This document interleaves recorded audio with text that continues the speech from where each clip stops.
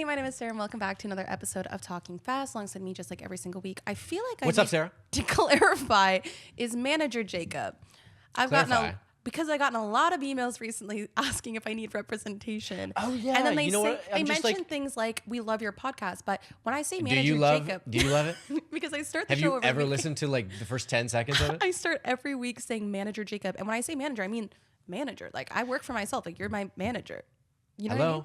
Hello. Anyways, I know, it's pissing me off. I feel like I need to clarify it because it's happened an alarming amount of times in the past couple weeks. But you also know what? Like, we're not speaking. If any talent manager wants to go and sign Sarah, they're never going to hear this because they clearly never listen to it. Yeah. So that's the beef we're starting with today.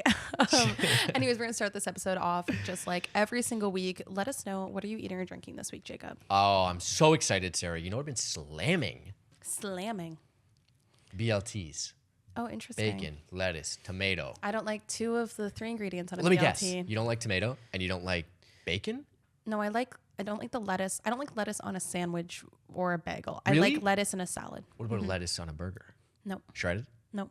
I hate Really? shredded lettuce. That's even more No, hard. shredded lettuce is so good. No, it's not my vibe. I've Anyways, been slamming BLTs, and here's a hot tip. I saw a TikTok recently. Maybe I've talked about this before.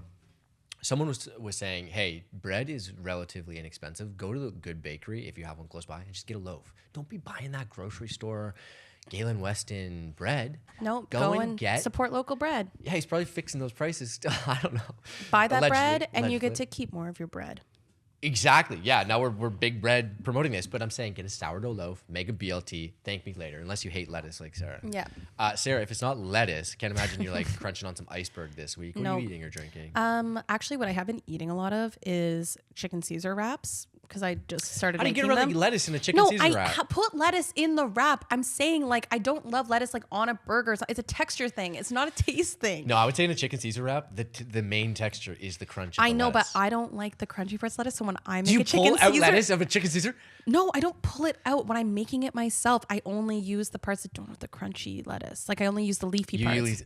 We would be good if we were like making a salad together because I don't prefer like the crunchy bits. Yeah, so Wait, you can eat half. I know you don't like half. baked goods, but muffin tops or muffin bottoms? I neither. I don't like muffins. The muffin top is a But satisfying bite. The muffin bottom, top- you can like squish it into a Muffin ball. top preferred. Anyways, that wasn't what I was going to say. Sorry, go ahead. What I'm drinking, I'm back on my boba kick. Oh yeah. Specifically, I discovered a new boba that I love. Speaking of textures, that's wild.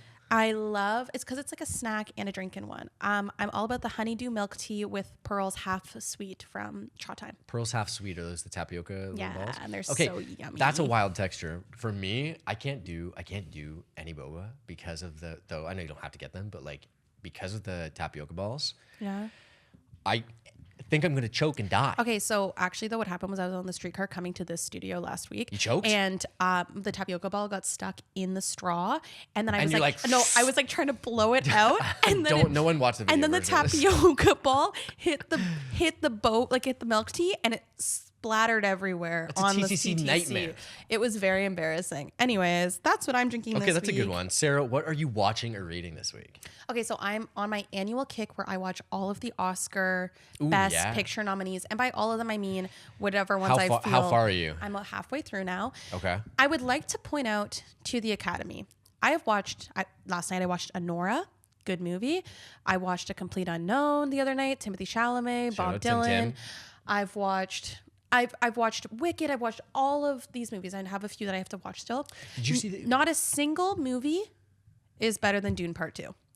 Timothy Chalamet's acting. I haven't seen. That's the one I haven't seen. Timothy Chalamet's acting in A Complete Unknown, not as good as his acting in Dune Part 2. Dune Part 2, it is a travesty. I literally only put this on this week so that I could rant to the camera about how much of a travesty it is that Dune Part 2 is not nominated.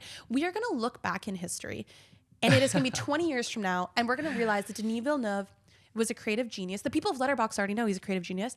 The most reviewed, most liked movie on Letterboxd last year, and it does not get any recognition. Yes, it's nominated for Best Picture, but there's no chance in hell it's winning because they didn't put any marketing dollars behind it. And I think it is a great travesty of our life. And I hate... think they're going for awards, though? Because like they made a ton of money, right? It doesn't matter. I hate that Denis did not even get a Best Director nomination for the second time. And I also, Dune Part 1 is better than half of the movies I've watched so far. If you could get $100,000 in your bank account tomorrow, or you have an Oscar. Because the opportunity for making more money is higher. $100,000. Give me an Oscar Okay, instead. $1 million. Oscar I'm taking $1 million. right now. I'm taking an Oscar because I can make more money if I'm an Oscar-winning mindset, Sarah. I like this. Yeah, 100%. I can make the opportunities more. Anyways, I just need to rant about how it is such a travesty that Dune Part 2 is not getting more recognition, and I don't like the sentiment that they do the Okay, Lord of the I hear Rings you. style where they just nominate it once the trilogy is complete. Yeah, like after- I don't yeah, care. yeah, What if he dies? Like, Whoa. I'm not manifesting that, but like, you never know. Tim. What if, not Tim, but like Denis. The director. Oh, yeah, okay, Like, what yeah, if yeah. somebody dies and then they never get their flowers? Give people their flowers now while they deserve it. Yes, I'm so agreed. angry about Dune Part 2. I agree with that. Anyways, what are you watching or reading Sarah's this big. week? I'm not watching something this week. You're reading? Yeah, but I'm reading a magazine. Oh my God. No, this is my campaign. This is my campaign to bring back magazines. I feel like I don't magazines. think they went anywhere. Yeah, but no one reads them anymore. Name the last time you had a magazine in your hand, you were reading it. I got a free magazine a few weeks ago at the bridal show. Did you read it? I looked at the photos. Doesn't count. What magazine are you reading? The New Yorker. I love it because it's a true magazine. 'Cause where you get a got tote some bag long with it? stories. Nah, I didn't get anything. Don't you get a tote bag with the New Yorker? Ooh, maybe it's in the mail. I don't know. Let me go check my mail. No, I like it because it has short stories, it has fictional stories, it has true stories, it has profiles. I read a really long, really good profile on Lorne Michaels, the SNL executive producer. Okay. Creator. Oh yeah, they were the cover of the New Yorker, weren't they? Maybe. I didn't look at the pictures. I only read the Oh words.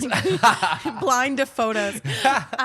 It was good. I'm Okay. enjoying it. And you know what? It's like giving me, the New Yorker is serving old man for me in like the perfect way. Love to have a cup of coffee, read the New Yorker. Guess what? Maybe I'll post on my Instagram story. I'll go, cha-ching, guess what? Cultured. Yeah. Speaking of culture, we both have the same culture this week for what are you listening to? First 3, of all, 2, 1. 1. Doechii. The Grammys were sick this year. They were actually really good. Good shockingly. performances. That's like, I was actually very, and Doechii's performance specifically. I'm going to get a hot take in here really quick before we go into Doechii. Did you know Benson Boone is Mormon? No, I learned it watching the Grammys when we were Googling him. That's neither here nor there. I just thought it was a fun fact. People keep referring to Benson Boone as whatever the Imagine Dragons genre of music is. That's He's Mormon. Yeah, I know. That's what they're like putting in Mormonism, Imagine Dragons genre of music. Poor people were bullying Benson Boone too much. I like Benson Boone. He had the biggest song last year. You can't like hate on the I don't know if guy. I would agree with that. It by the streams, numbers, streams, it was the maybe. biggest song in the world last year. Too many backflips by that guy. I mean, now they're staged. When they used to be just like natural, they were wonderful. But now, But now you're expecting a backflip? Well, I literally turn to Nolan and I go, like at high school I go, when there's there's going to be a backflip. And he goes, Yeah. what are you talking about? Yeah. Anyways, but we're both listening to Doechii. I Doechii. actually only started listening to Doechii a few weeks ago because everyone was like lip syncing to her song on TikTok. And then I added it to my gym playlist. Doechii is my type of rap because I love a little like Sassy. talky, sassy rap. It is perfect. Also, the for fucking me, beats. who never listens. The fucking Unreal, beats. Oh unreal. my God, so good. And then Also, her performance was incredible. performance was incredible. Also, she has an amazing Tiny Desk concert. If you haven't seen it, go I and need to watch it. Yeah, my friend Presley introduced me to this on New Year's. We watched the Tiny Desk concert like just before the ball drops. Yeah. And guess what? The You ball actually dropped and missed it. Doechii's sick. Anyways, we love Doechii here. Shout out Doechii. Also, the third woman to win Yep. what was it, R&B or rap recording? Rap album of the year. Along with Lauryn Hill and Cardi B. Yeah. Good company to be in. Exactly, and Cardi B gave her the award, which is very full circle. Sarah, something you did this week. I went to a PWHL game, and the reason I'm bringing it up is because I am now 5-0 at Toronto Scepters games. Okay, this is / good luck. PWHL Toronto. And their record does not show that they win that much. So the fact that I'm 5-0, I actually had Sarah Nurse DM'd me. Like she responded to my story and was like, "You now know your responsibility to this team. Like you can." She's like, "You can't." Hello, say Sarah Nurse. Could we get Sarah some like season tickets or something like that? She's that's like, pretty hooked up here. she's like, you cannot say that statement and then not now go to every game. So, and I said, I'll be a mascot. If the Toronto Scepters, this is my pitch to you. If you want me to, so this is also my pitch for the Toronto Scepters. There's somebody that made like an AI raccoon that's wearing a hat and has a scepter as like a flag at the game. I think they need to make their mascot a giant raccoon that's in a crown and in like a gown, and I will be the raccoon. I was a mascot in high school. I was the Viking. Change your career path. No, not change it, but I'm like, if you need me to, I will for playoff games be the raccoon mascot. I like the raccoon. Also, I need to get a jersey. The jerseys are sick. The jerseys are sick. All the branding's cool. Have you been to a game yet this year? No, I haven't. Okay, well, you need to go. There's so much fun. And Coca-Cola's the perfect venue. Waiting for someone to invite me. Okay, well, I was actually...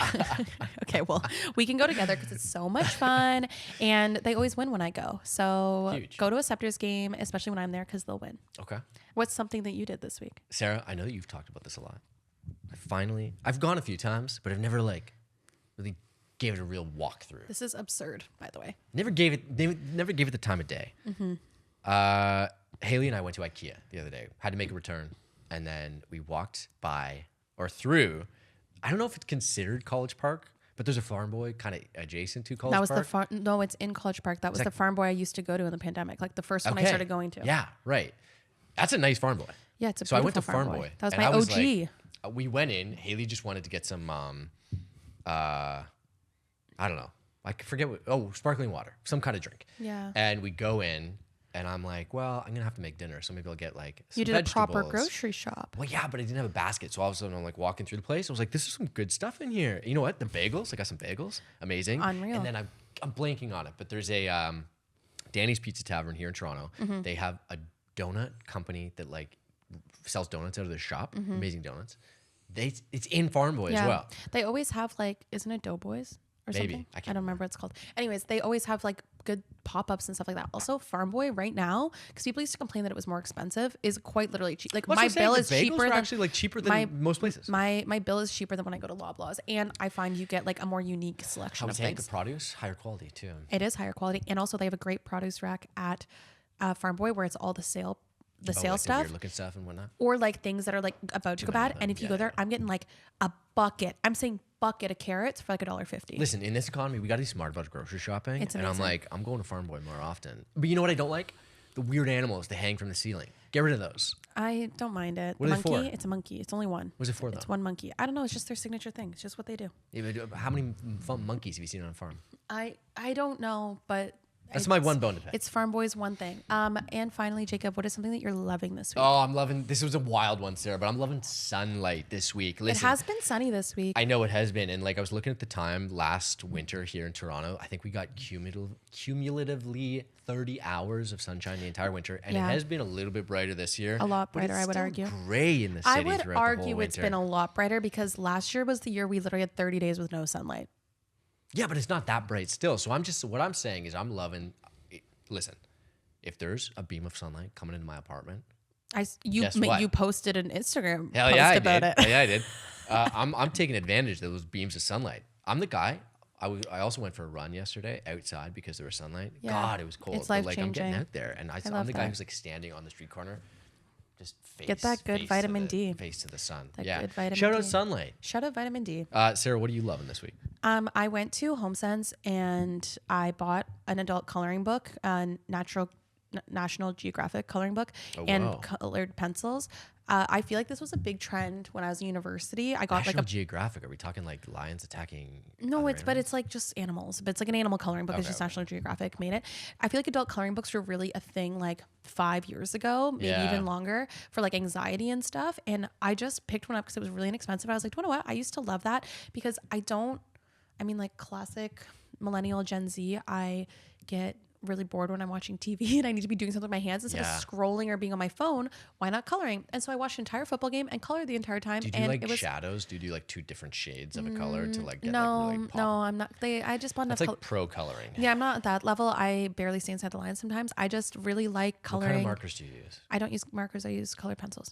Colored pencils. Yeah. Oh, good way to because blend. then they don't bleed, and then they don't bleed through the next page. They also don't stick on Anyways, your fingers. that's true.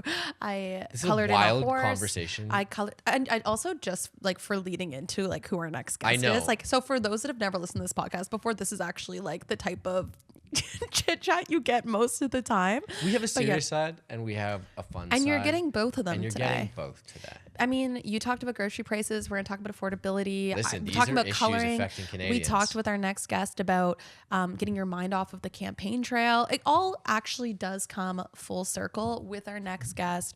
We have the former Deputy Prime Minister and Finance Minister who is currently running for Prime Minister, Chrystia Freeland, coming up right after this.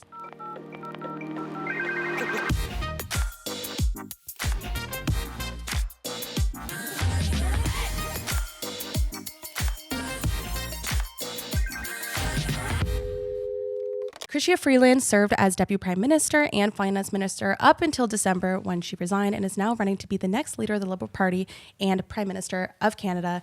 But right now, she finds herself at Talking Fast, our podcast. Thank you so much for being here. I am so happy to be here. We must say, we feel like we manifested this slightly. I'll let Jacob tell the story. We've been getting a little good at this. We'll mention one episode, we'd love to have so-and-so musician on, and then it happens a couple weeks later, we get the opportunity.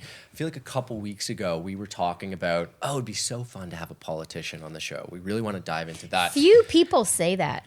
Few people sit around saying, I would love to just chat with a politician. Well, that's yes. an unusual Well, you know why though? I was predicting, there's a lot of chat about this, that getting to know someone on a little bit of a deeper level when it's not a quick hit 5-minute interview in the typical political sphere that you might be, used to, I feel like is easier and maybe more, not necessarily appropriate, but it's a good way to reach a base right now. And I'm more interested in listening to politicians on podcasts in that medium than I'm used to listening. We're just how it goes from traditional media where you only, I come from working in traditional media. And Me too. And exactly. Where you only get the 5 minutes or the super short questions. So it's nice just to have, you can lay some groundwork a little bit and have a little bit more fun. Yes, when we got the opportunity to speak to you, we were really excited. Yeah. So thanks again for being on the show.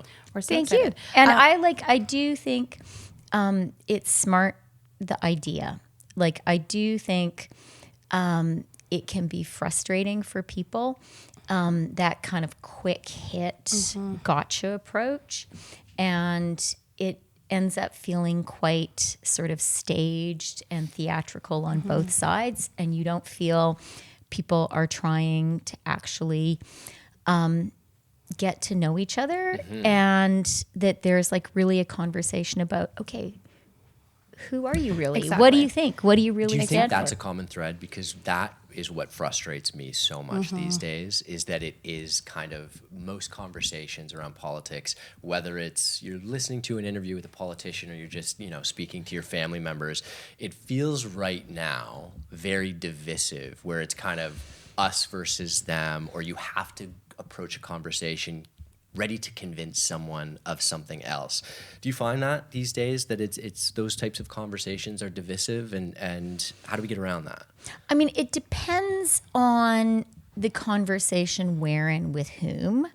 And in my own very personal experience, I find in kind of my real life, talking with, I'm not going to say real people, because when you say real people, it's not with the cyborgs. We're all real people.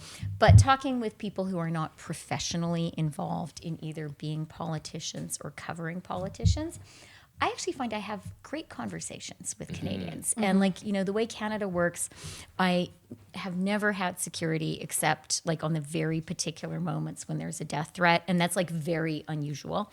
And so I just live my life. I go for walks with my kids. I walk my kids to school. I go buy a coffee. I buy groceries.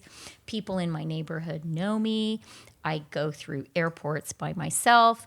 I take taxis, I ride the subway, and people approach me. And I find those are my favorite conversations, because they are very sincere and genuine and real.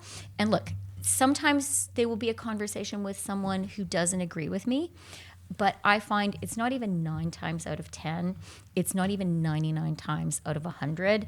It would be 999 times out of 1,000. Actual conversations between two Canadian humans, where I am one of the humans, are really sincere, nice, and genuine. And I love that. I love that. I feel like you just set the tone perfectly for how we like to approach this show as well. It's truly just getting to know somebody on a human level. So one way we start our show every single week is we talk about things that we're loving. So Jacob and I will share what we're eating this week, what we're listening to, what we're reading, watching, just anything that we're loving. So we wanted to kick off by giving you the opportunity for people to get to know you a little bit better. What's something you're loving this week? Whether it's a book you're reading or a show you're watching, something you're listening to. What is something that you're loving that you could share with Canadians? Well, I am really in this peak adrenaline situation where I am very focused on talking to Canadians. But I love reading, and I have always loved reading. Same. And reading, since I learned how to do it as a small child, has been my great comfort. Same. And so I can't go to sleep. I try not to go to sleep without reading. Not for long, like 15 minutes. I try to just sit quietly and read. And I think it calms me down. And so right now I am reading, just because I'm like at peak adrenaline, I am rereading old favorites. Love that. And two favorite authors that I have are a guy called Guy Gavriel Kay. He is a sort of historical fantasy novelist, Canadian. Really wonderful, extremely smart, extremely well crafted and really enjoyable books. They have the complexity of humanity, but also they have heroism and values. So I love him, and I read all of his books as soon as they're published, and I'm rereading my favorites. That calms me down. Another one I'm rereading is Ian Hamilton, also a Canadian writer. Do you guys know the Ava Lee series? No. If you do not, everyone must pause the podcast and go immediately and buy it. His heroine lives in Yorkville, as she is a Chinese-Canadian lesbian forensic accountant who goes after the bad guys and is a martial arts genius. So I reread those. I also am a big fan of like this romantasy genre. You are Do you know what speaking I'm my saying? language. to the You're right speaking to the person right here, person yeah. and the right I people. totally love it. And it makes me a little bit mad. What I would say a kind of sexist dismissiveness 100%. of it. And that is one reason I am proud to champion it and say I am a proud romantasy reader. And I like to champion Canadian romantasy writers. And so my current favorite one is a writer in Calgary called Danielle Jensen. Okay. And she has done this one book in a kind of Norse-inspired romantasy thing. I think it's like a fate inked in blood. It's quite like hardcore. There is a lot of intense emotion and, dare I say it, even violence. But there is great heroism as well by our main character. And the next book is coming out in the spring. Oh, that's good to know. And I've said to my husband, the day it comes out, I want to have like an afternoon that I'm just in the house. Maybe I'll like start cooking a stew or something. And then I have a corner in the kitchen. That's my favorite corner. And I'll sit there quietly reading. That's what I do.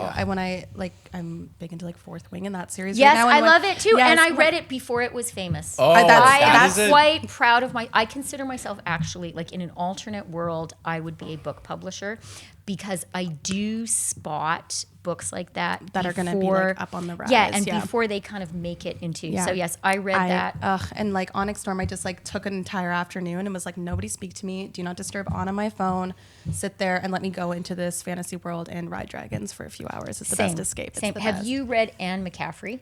Not yet. Okay. I'm getting so many So good recommendations you- for my book club This right is now. book talk Okay, now, so yeah. you youths, you must read Anne McCaffrey. She was already, her books were already a little bit old when I was growing up as a child, as a young girl. But she really is the pioneer of some of this dragon stuff, dare I say it.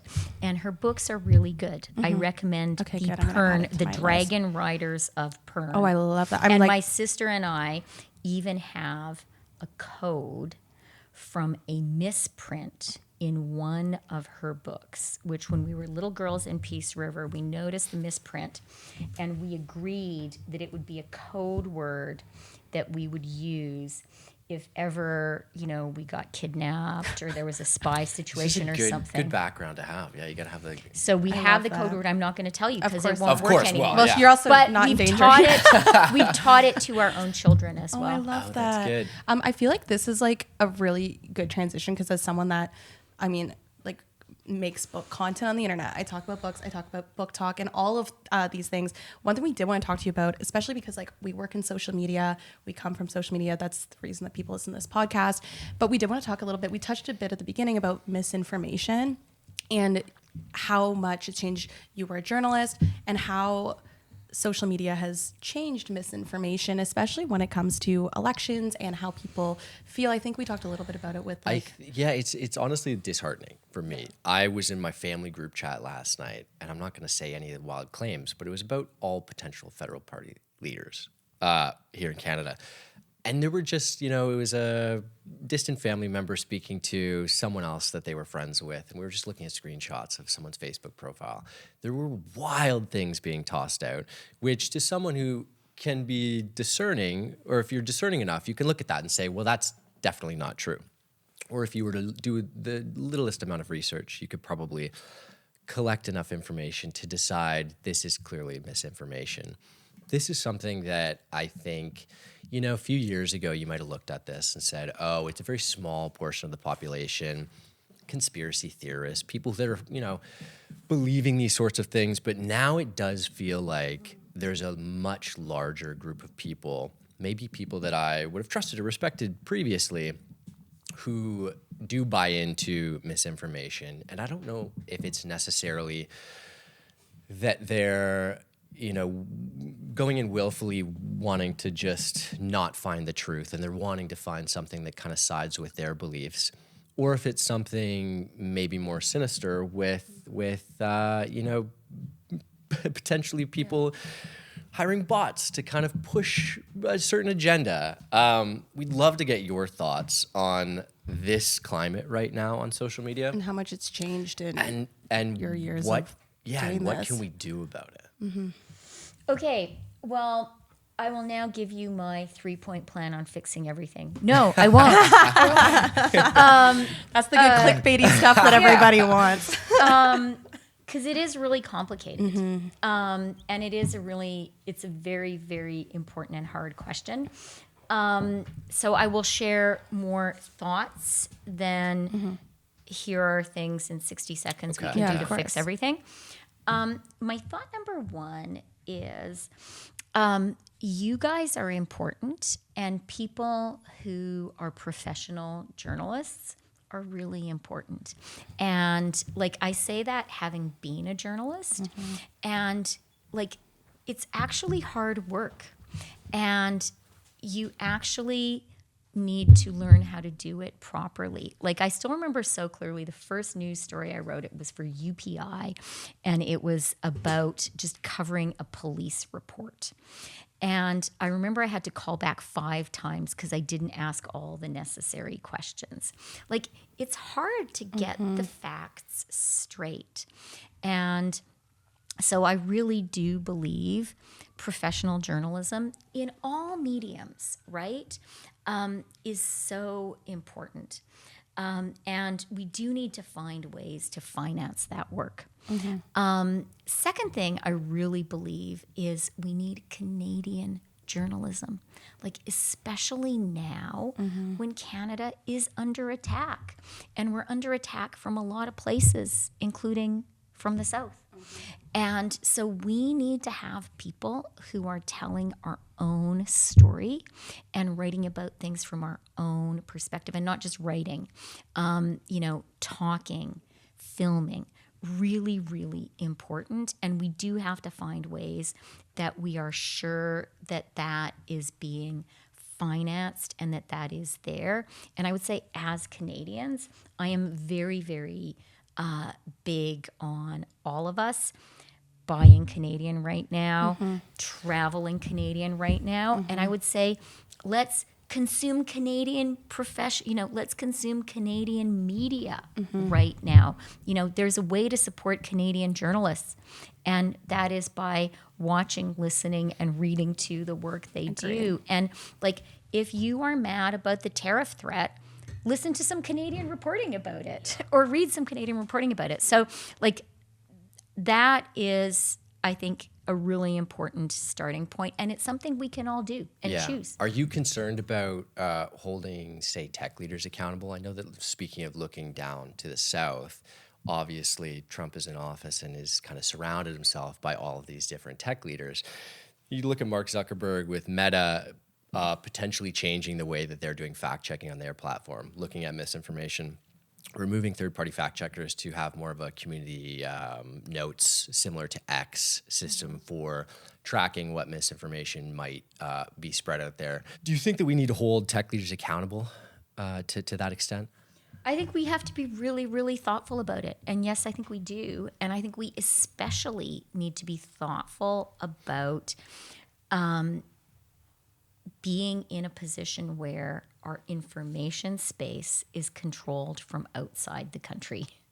That is not good for our sovereignty. And that's where I think we have to be really thoughtful, really, really careful. Mm-hmm. So obviously, I mean, the tariff threat has been put off for 30 days. I saw the clip on Seth Meyers that they used of you talking, but we were talking about this before the show, and we were talking about how they were almost taking a jokey stance at it about how Canadians are like angry and we like made them mad, and they were like those little cute Canadians. Our little cute friends are kind of unhappy. Exactly. Enraging. Exactly. When really, I found this past weekend specifically the most, other than maybe the 2010 Vancouver Olympics, the most united I've seen Canada in like a decade. Do you feel that same sentiment right now? And also, how does it feel when, I just don't think you put it greatly. Like, they don't understand, like, our sovereignty is on the line. Like, we don't take it lightly that somebody is threatening to make us the 51st state. So what would you say to Canadians to, I don't know, like, I feel like there's a lot of like nerves out there and people are stressed about it, me being one of them. So I'd love to know like your thoughts and just how the past week has felt for you. That is an excellent question and kind of at the center of everything that I'm thinking and feeling and trying to do. And my core thing I would say is, yay, Canada. I am so proud of Canada and Canadians. And I am just so proud of like the organic reaction in the country. Mm-hmm. It didn't take us any time at all. Like, Canadians instantly got it, and Canadians instantly said, I was going to use a bad word off. That was like the sentiment of the country, right? Yeah. Bad word off, guys. Hands off Canada. Cut it out. And that is the correct reaction, and I am just so proud of us.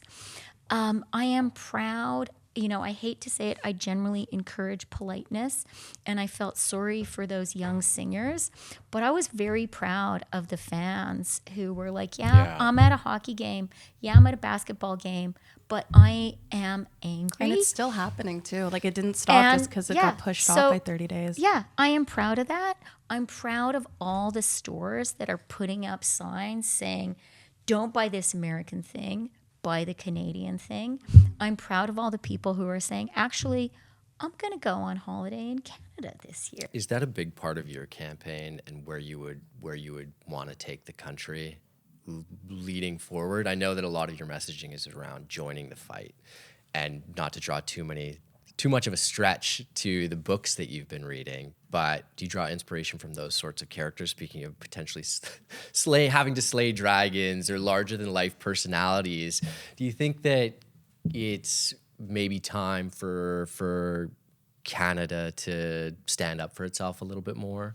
And how do you deal with then drawing the dragon analogy going forward over the next several years if you're leading the country? Okay, wow. I hadn't thought of that, but I'll tell you, I have 3 sisters who are wonderful, who I love very much, and an amazing brother. And one of my sisters is a fellow dragon book reader. And when I told her I was like thinking about Fourth Wing, she's like, I totally see it. Sort of a small scribe who is maybe not physically the strongest, fighting with dragons. She was like, surprising you would find that feeling book.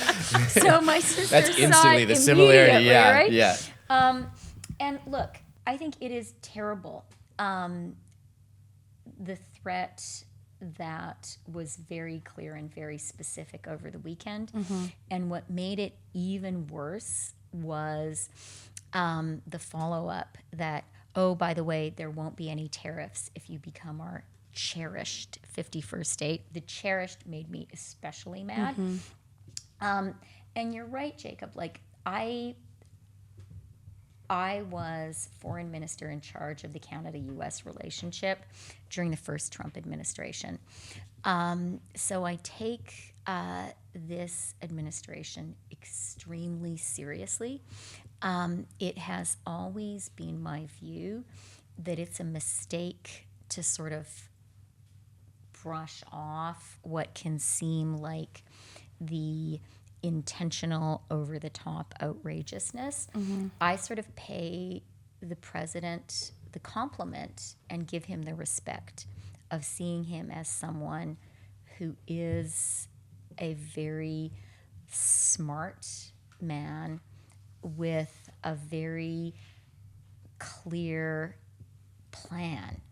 And I think I think in this administration, this time round, he's had time to think about what he wants to do.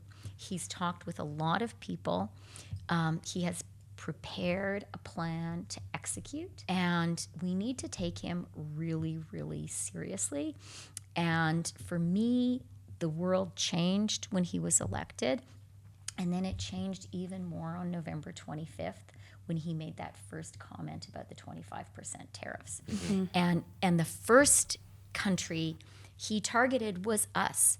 And for me, that was kind of an epiphany. And I was like, okay, he's coming for us.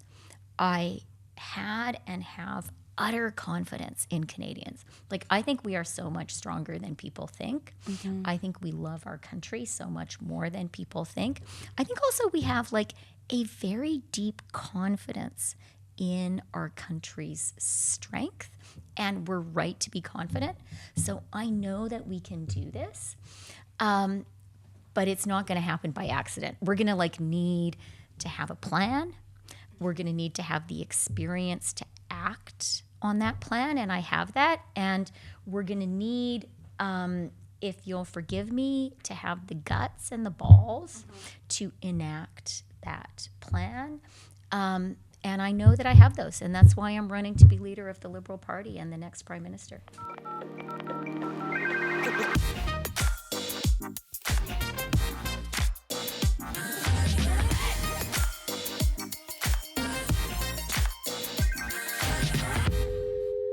Do you think it's a good time to bring Canadians together? I feel like over the last several years, it has, like I said off the top, been more divisive, where it's kind of an us versus them. And sometimes that falls on party lines more so than policy.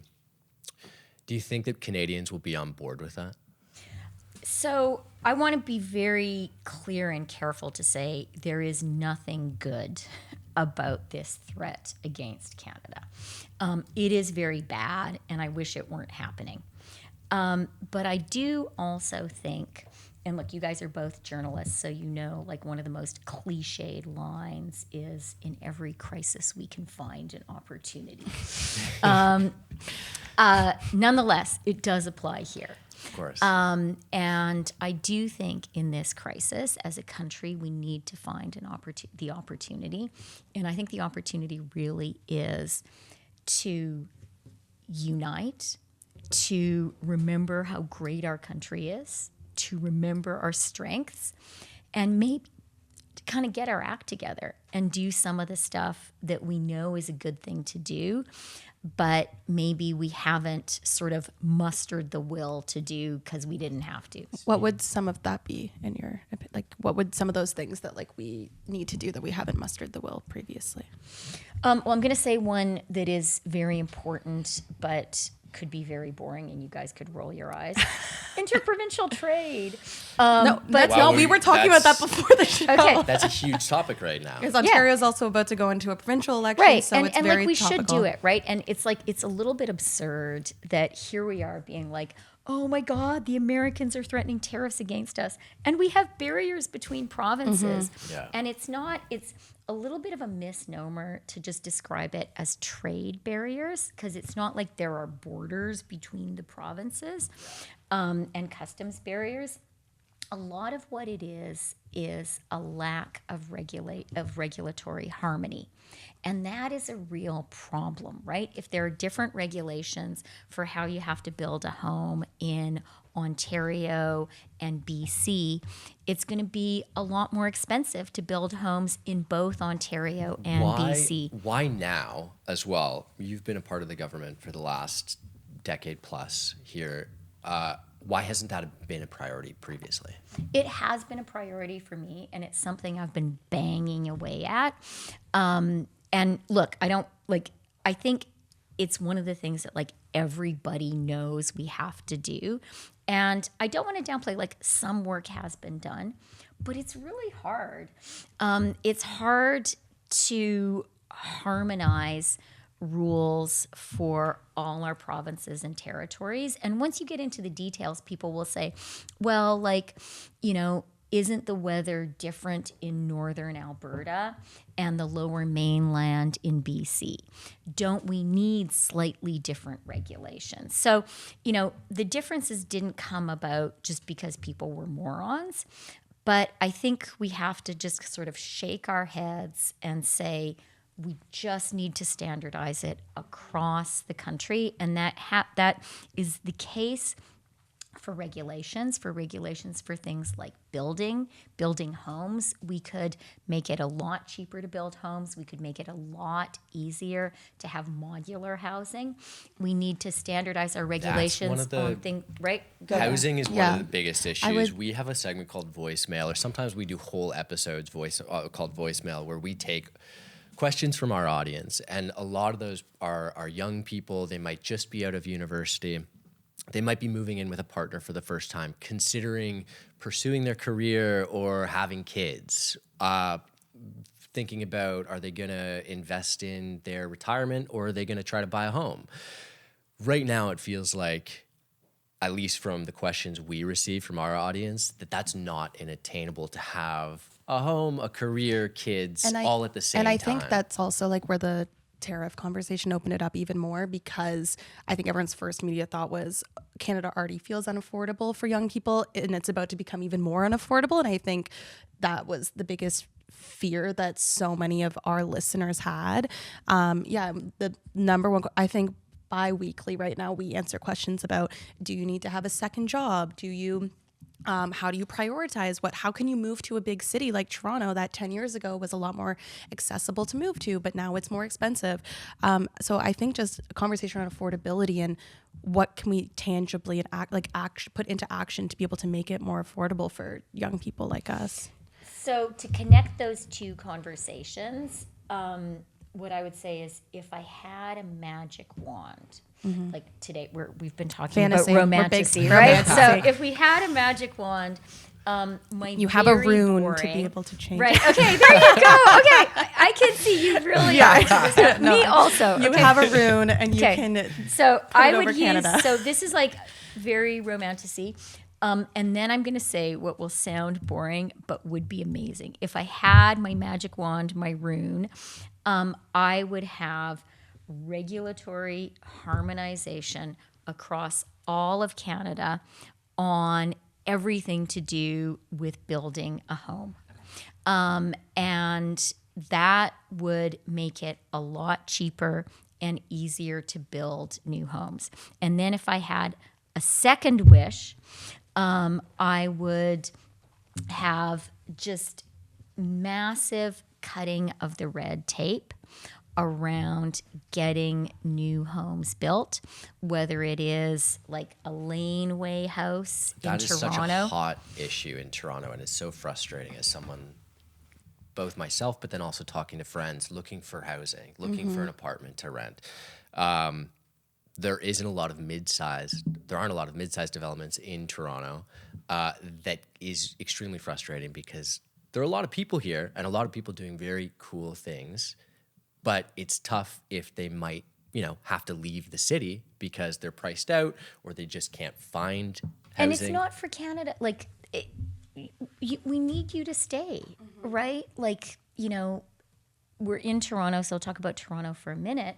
Like, we want Toronto to be a vibrant, creative, kind of bubbling city where young people like you guys actually not only see it as a place where you get your education and do fun things at the very, very beginning of your career, but we're exactly as you say, Jacob. Like, we need Toronto and Canada more broadly to be a place where young Canadians can feel like if they do the right things, you know, they work hard, they go to school, they get a job, then they have to be able to buy a house or a condo, like a place to live. If they want, maybe they prefer to rent. Okay, excellent, great life choice. But if you want to buy a place, you should be able to. You should be able to start a family if that's what you want to do. Single most important thing in my life, being a mother. Single most important thing. And that being a mother of 3 amazing kids. And like, it is so important to me that be like, okay, it will always be hard to have kids. I will tell you the truth to young people who don't have kids. It will be the best thing you do in your life and the very hardest, most exhausting, harder than riding dragons. Or running for prime minister. Harder than anything, but so wonderful. And that must be open to young people. And it must be open to have a great career while you're doing it. Those 3 things. And I do think, like, this threat from the U.S., it is huge, and as a country, we have to rally. But the opportunity I want us to seize from this crisis is to build a Canada where young people see a great future for themselves, and a future that is not just about, you know, shouting during the American anthem at hockey games, a future that is about having a wonderful life, having a great career, having wonderful children. Early learning and childcare will help, and buying a great place to live if that's what you want. And we do not have that right now, and we have to treat that challenge with the same urgency that we are fighting for Canada and standing up to Trump. How do you motivate young people to get politically engaged? That's something that we also wanted to talk about. We have a young audience. Young people historically have not voted in elections. We even have like an intern here who's about to vote in her first It's her election, first has never voted before. You're looking at the new base. The next How old are you? 21. Okay. So that's spot on. That's not so. I have a 15-year-old son, that he's my youngest at home. So that's what I think about. Like, Yeah. And like the and audience, 14 and up can vote in the Liberal leadership. So he's been signing up his friends. I love that. How do you motivate people? How do you motivate Well, people? he's my son, Not just, so well, I that one's threaten, that one's maybe to it. withhold food. No, I don't. I The don't good do that. snacks are I am a closed if good mother. I feed my children no matter what. My strength as a mother is feeding. I'm less good at interior decor, but I'm a good You're cook. a little busy for that. But how, like, so this is your audience. The people that are listening are maybe some people that have never voted before. Maybe Personally, I would love 100% of the country to vote. me too. I'm sure everyone would we were probably talking want before that. this how like this might be the year that I actively have to like bully people slightly to vote, just because I hate that that's sometimes the sentiment. So what would you say to young people on like why they should start being more politically active and involved and start voting from the first time that they're Okay, I'm able going to say a positive thing, then I'll say a maybe more scolding. I just said Okay. I'm going to bully Okay. people. like So, both. So We I'll like say, we're aligned. so my positive thing is this is your country. This is your life and your future. And you are so lucky to live in a democracy. I mean, there are people who do not. There are people who are prepared to go out in the streets and demonstrate for democracy and get beaten up and sometimes shot and killed. You know, I am Ukrainian Canadian. I think a lot about the war in Ukraine. Ukrainians, young Ukrainians, are going out and are dying because they're fighting for their sovereignty and for their democracy. So how lucky are we that you can actually decide who runs your country and how they do it. And you don't have to go to the trenches and dodge bullets. You don't have to stand on the streets and have an authoritarian regime, beating you up. All you have to do is go and vote. Wow. So that is my positive exhortation. And this is a critical moment for our country. Yes. So, there are real things at stake here, and you can be a part of it. That is my positive exhortation. My more negative scolding one is, if you do not vote, and I would take it even further, get involved, talk to your friends, learn about what the issues are, express a view. If you don't do those things, then you have no right to bitch. That's if things what I don't, if you do always not say. participate, if you do not exercise your democratic right to vote, which generations have sacrificed a lot for you to have. I mean, women didn't used to be able to vote, right? Exactly. So, think about Nellie McClung, right? Canadians sacrificed a lot for us to be able to have a democracy. It is not hard to exercise that democratic right. And if you don't care enough to exercise it, you have no right to bitch about anything. I'm quoting that, and when I'm asking everyone actively, when I'm We'll using just it to clip that bully out them, and send it to the group yeah, chats. I'm sending my group chats. I'll be like it's what I always say to them, but now I feel very validated that will be the basis of my bullying of my friends. If you are listening to this, will be that sentiment right I there. say it with love, 100%, right? 100%, because course. but sometimes you need a little tough love sometimes to be, you do. I've talked to you guys about how much I love being a mother, and that's part of being a mother, right? Tough love. One other issue, I want to change gears a little bit here, because it's both been a hot topic in the news, but then also is something that our audience has been concerned about when we're talking about voicemail questions as well. Hate speech, all kinds of hate is prevalent both on social media, but then also just in, I think, of how we maybe deal with each other, maybe not in a face-to-face conversation, because I think what you said earlier is right. Most people are fairly neighborly if you're face-to-face with them. However, one thing both in the business world, but then also is more of a hot topic these days, is DEI. How important is DEI to you when we're talking about protecting communities who might be more vulnerable? Okay, a whole bunch of questions in there. I want to start with the hate speech part.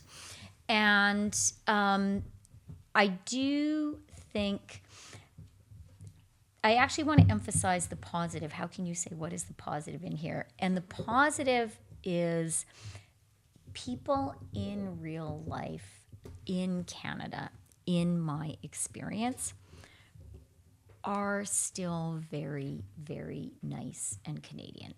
Even people who disagree with me. In some ways, the conversations I cherish the most are someone who says, I will not vote for you. I will never vote for a Liberal. But, I'm glad to see you walking down the street. I don't agree with a lot of the stuff you've done, but you seem like a good, hardworking person. So thank you for that. I have conversations like that, and conversations like that are what gives us a social fabric that works and makes us a functional society. And we do have to, and a thing that we need to work harder to have is not only to talk to the people who agree with us, but to find ways to have real, not just civil, but sincere and authentic conversations with people who disagree with us. And, I come from a small town in northern Alberta. This would not be a hotbed of Liberal Party organization. Sure. And that has really shaped me as a person, and knowing both of my parents, my mom was actually NDP, my dad a Liberal. My mother was known affectionately in town. She and my parents got divorced and my mom moved to Edmonton. But when we were little, she was known as the Little Liber. My mother was even smaller than I am, Liber as in women's liberation. Yeah, that's what it was called in those days.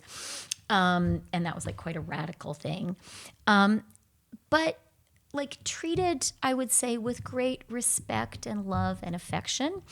even including by people and friends and neighbors who had totally different views from my mom and my dad.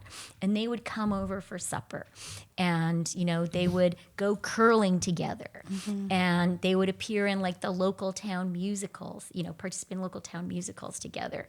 And you know, they would come over for supper, and there'd be lots of political arguments. I remember political arguments. My parents did not believe in spanking their children. And this was considered to be quite a radical view when I was growing up.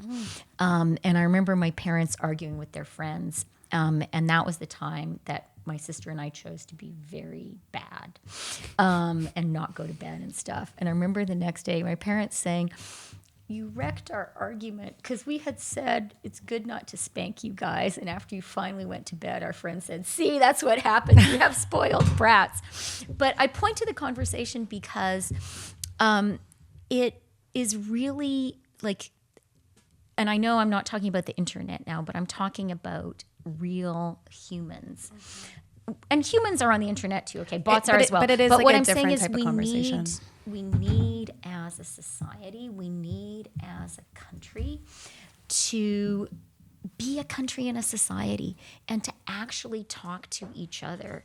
And that is something I really want us to do, you know, more and more. And I would kind of urge us all to do it. And I'm even going to come back to this outrageous threat against our country over the weekend. And kind of a pitch and a plea I'm going to make to Canadians is, can we take this as a moment to recognize that what unites us is much greater than what divides us?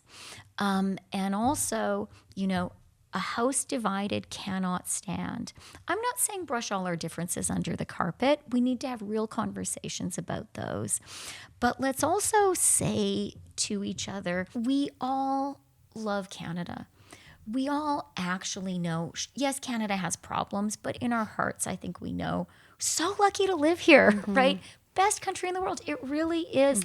Where is so better? Does that go back to including protections for one of the hot topics is, you know, removing protections in the States, but then also potentially other party leaders here talking about things like gender identity and, you know, BIPOC individuals not having, you know, DEI not being a priority. Is that something that is important to you? Yeah, it is. And something that I think is something that can happen in a time when people are worried about, first of all, affordability and just like my life. And then also about an external threat. It can be